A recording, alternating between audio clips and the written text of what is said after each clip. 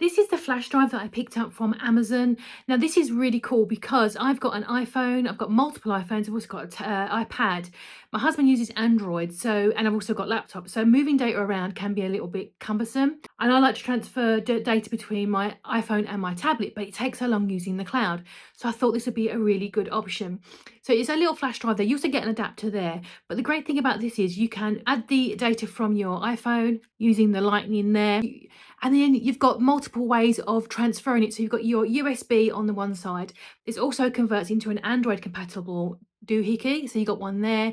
And then there's also that there as well as an additional adapter. So no matter where it is, if you want to put it from your laptop to your iPad to your Android device, tablet, you've got everything you need there to transfer everything over. Super small, super convenient, does the job. This comes in two different sizes. I think this is the 2568. I think there's also a 528 gigabyte as well, depending on how much you've got. My files are quite small, but it's a really great way to transfer music, photographs, videos, all those things. Really nice and convenient. It also comes in different colors as well, I think. So if you're looking for a way to transfer data from one device to the other, this is going to be your guy.